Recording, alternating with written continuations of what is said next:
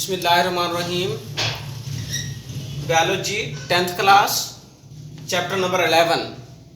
हमने previous lecture में nephron की स्ट्रक्चर देखा था। आज हम उसके अंदर होने वाले जो स्टेप्स हैं, उसके जो फंक्शंस के स्टेप्स हैं, उनको हम डिस्कस करेंगे। नेफ्रॉन का बेसिकली जो फंक्शन है वो है यूरिन फॉर्मेशन, कि ब्लड उसके अंदर जाएगा और ब्लड फिल्टर हो जाएगा। उसके फिल्टर से जो फिल्ट्रेट जाएगा, उस फिल्ट्रेट के अंदर यूरिया और बाकी वेस्ट मटेरियल होगा। तो इसके कौन कौन से ऐसे स्टेप्स हैं? Number 1 pressure filtration, number 2 selective reabsorption, number 3 tubular secretion, और एक फोर्थ भी है, वो है एक्सक्रीशन, के एंड पर एक्सक्रीट आउट हो जाएगा।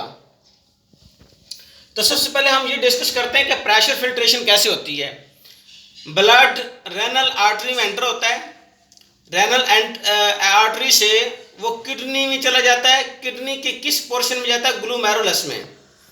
ये हम देख सकते हैं यहाँ से डायग्राम के अंदर कि ये ग्लोमेरुलस है। ग्लोमेरुलस जो है ये ब्लड कैपिलरीज का एक नेटवर्क है।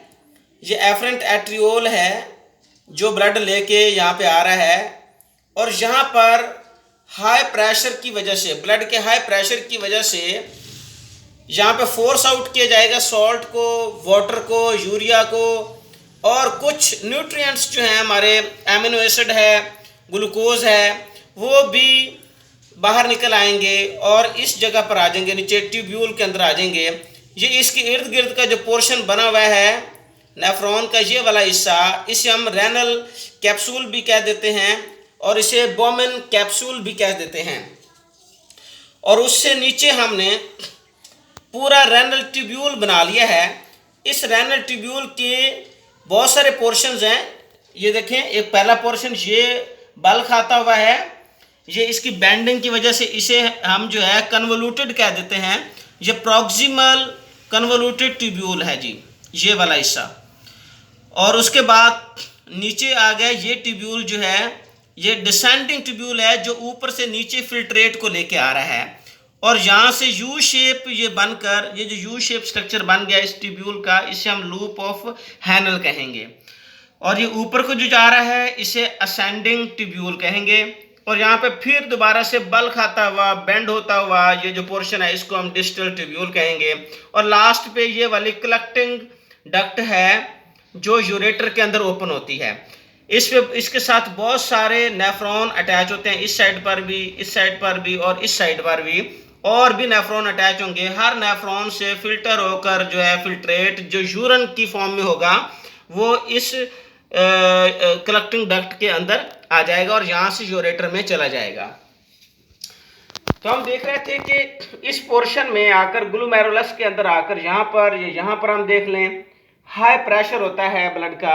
हाई प्रेशर की वजह से वहाँ से बहुत सारा मटेरियल जो है फिल्ट्रेट की सूरत में वहाँ ब्लड से निकल जाता है और किडनी के ट्यूब्यूल के अंदर आ जाता है। और नेफ्रॉन का ये स्ट्रक्चर जो है हमने जो डिस्कस किया है, ये रेनल कैप्सूल है, बोमेन कैप्सूल है। पहले यहाँ मटेरियल आता है, वहाँ से आगे फिर ट्यूब्यूल के अंदर चला जाता है। तो इसे हम ग्लोमेरुलर फिल्ट्रेट भी कहेंगे, जब वो फिल्टर होकर मटेरियल ब्लड से निकलकर इस रेनल कैप्सूल के अंदर, ये बोमेन कैप्सूल के अंदर आ जाएगा। तो उसके बाद ऐसा होगा कि बोमेन कैप्सूल में आ गया, बोमेन कैप्सूल से नेक्स्ट आगे जाएगा। नेक्स्ट जैसे जैसे आगे जाएगा तो उसका नेक्स्ट स्टेप ये आ जाएगा सेलेक्टिव रीअब्जॉर्प्शन। अब चूंकि जैसे ही मटेरियल यहाँ प्रॉक्सिमल ट्यूब्यूल में आएगा, यहाँ पर इस पोर्शन के अंदर जो न्यूट्रिएंट्स हैं उनकी रीअब्जॉर्प्शन हो जाएगी। न्यूट्रिएंट्स कौन कौन से हैं? जो ग्लूकोज है, एमिनो एसिड है, या सॉल्ट है, और वाटर भी। तो वो यहाँ से फिल्ट्रेट में से बाहर निकल आएंगे, और बाहर टिश्यू फ्लूइड मौजूद है जिसे हम इंटरस्टिशियल फ्लूइड भी कहते हैं, वो भी मौजूद है। और इसके ऊपर जो है, पिछली जो हमारा लेक्चर हुआ था उसमें हमने यही डायग्राम बनाई थी, तो मैंने इसके ऊपर पेरी ट्यूबुलर कैपिलरीज भी बनाई थी। तो उन पेरिट्यूबुलर कैपिलरीज के अंदर जो है हम देखते हैं कि पेरिट्यूबुलर कैपिलरीज के अंदर मटेरियल चला जाता है। यहाँ जो फिल्ट्रेट मूव कर रहा है उस फिल्ट्रेट से वो जो काम की चीज़ें हैं, जो यूज़फुल थिंग्स हैं, वो बाहर निकल आती हैं। वो जैसी बाहर निकलेंगी वो दोबारा ब्लड में भी चली जाएंगी या इंटरस्टिशियल फ्लूइड का हिस्सा बन जाएंगी। तो इस तरह से ग्लोमेरुलर फिल्ट्रेट जो है जब यहाँ से मूव करता है तो पहले प्रॉक्सिमल ट्यूब्यूल में आता है। ये हम यहाँ देख सकते हैं, ये सिलेक्टिव रीअब्जॉर्प्शन 99% जो फिल्ट्रेट है वो रीअब्जॉर्ब हो जाएगा। इस पोर्शन में जैसे ही फिल्ट्रेट एंटर होगा तो कलेक्टिंग डक्ट तक जाते जाते 99% रीअब्जॉर्प्शन हो जाती है। और वो रीअब्जॉर्प्शन का कौन सा ऐसा प्रिंसिपल है जिनके थ्रू वो रीअब्जॉर्प्शन होती है? नंबर 1 ऑस्मोसिस है, जिसके लिए वाटर की रीअब्जॉर्प्शन होती है, डिफ्यूजन है, और एक्टिव ट्रांसपोर्ट है जो एनर्जी लगाकर जो डिफरेंट आयंस को, जिस तरह सोडियम के आयंस हैं, उनको रीअब्जॉर्प्शन कराई जाती है। तो उसके बाद इसके रीअब्जॉर्प्शन के डिफरेंट पार्ट्स हैं नेफ्रॉन के अंदर जहाँ जहाँ रीअब्जॉर्प्शन होती है। पहले हमने देखा है प्रॉक्सिमल ट्यूब्यूल में, तो यहाँ हम देख सकते हैं कि रीअब्जॉर्प्शन इन प्रॉक्सिमल कन्वोल्यूटेड ट्यूब्यूल कि वाटर बाय ऑस्मोसिस रीअब्जॉर्ब हो जाएगा, ग्लूकोज या एमिनो एसिड और सॉल्ट वगैरह ये एक्टिव ट्रांसपोर्ट से रीअब्जॉर्ब हो जाएंगे। उसके बाद रीअब्जॉर्प्शन होगी एट लूप ऑफ हैनल। ये दोनों जो लूप ट्यूब्यूल हैं, डिसेंडिंग ट्यूब्यूल और असेंडिंग ट्यूब्यूल, ये यू शेप टर्न कर गए हैं और इससे क्या बन गया? लूप ऑफ हैनल बन गया है। यहाँ पर डिसेंडिंग ट्यूब्यूल में जब आप आएंगे, फिल्ट्रेट आएगा तो रीअब्जॉर्प्शन ऑफ वाटर हो जाएगी, और यहाँ से जैसे ही फिल्ट्रेट ऊपर को जाएगा असेंडिंग ट्यूब्यूल के अंदर तो वहां पे रीअब्जॉर्प्शन ऑफ सॉल्ट हो जाएगी जी।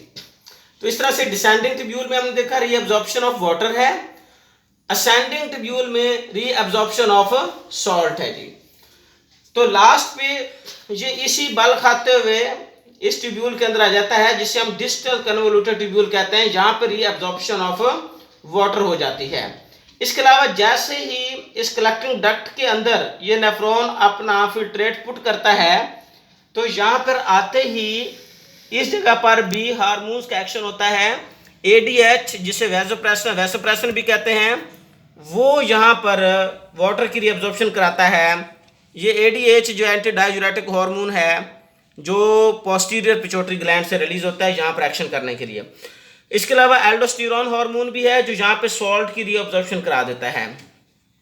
तो इस तरह से हमने ये देखा कि यहाँ पर आकर सिर्फ यूरिन आगे जा रहा होगा। यूरिन क्या चीज़ है? यूरिया और वाटर, इसका जो सोल्यूशन बन जाता है उसको हम यूरिन कहते हैं। वैसे यूरिन के अंदर और भी डिफरेंट थिंग्स हो सकती हैं। हम ओवरऑल कॉम्पोजिशन यूरिन की देख सकते हैं।